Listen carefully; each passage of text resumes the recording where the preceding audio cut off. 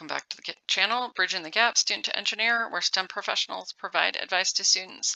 This video today is a deep dive into the data available for Oklahoma State University, so let's get right into it. Oklahoma State University has a dynamic dashboard that gives us a little bit of picture into the data that we're looking for on student outcomes. So we'll go through what they show us, and hopefully this will be helpful to you. So their dashboard is for their first destination survey. You see that I've selected just for the class of 2024, which is the latest available, and for bachelor's level. Have also chosen the College of Engineering, Architecture, and Technology. So if there are other things that you want to look at, please follow the link that I'll leave in the description for this video. You can also choose specific majors if you know what major you're looking for.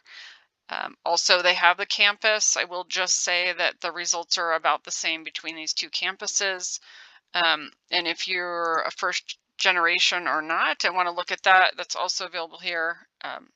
First generation is actually a little bit higher or better outcome rate than non-first generation. And then honors college, and if you are looking at going into the OSU honors college, the outcome rate is just slightly higher, about 2% higher for honors college. So not a significant difference in outcome rates on that.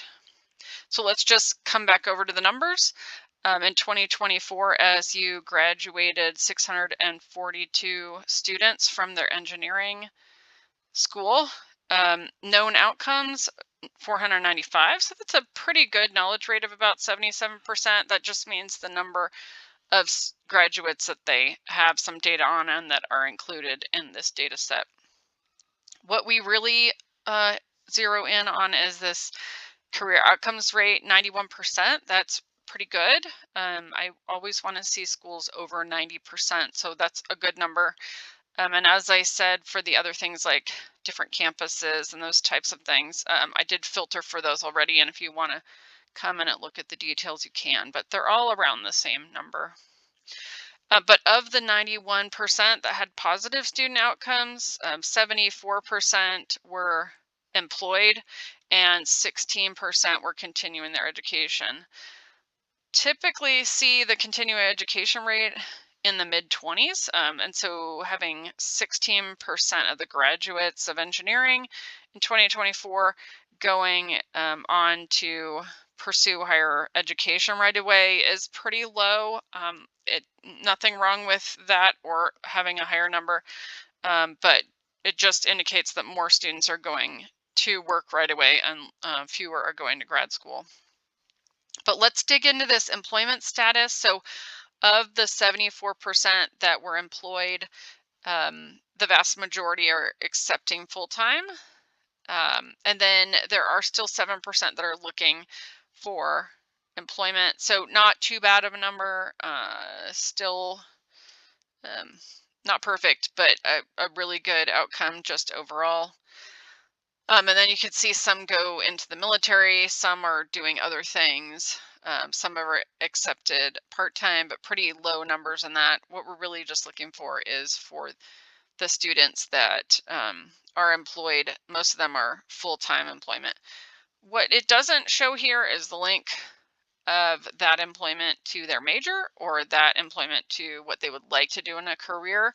And so for that, we typically look at the median salary just to indicate that they have good jobs that are paying good salaries. So for 2024 from OSU being $72,000 a year, this is a little bit lower than a lot of other schools, but still within the good range. I would say, given the other data from OSU about the vast majority of their graduates staying in state and Oklahoma being a relatively low cost of living area, $72,000 as a starting salary is a pretty good number. So good numbers overall as we're looking at the employment piece. If we shift over to the students that want to continue their education,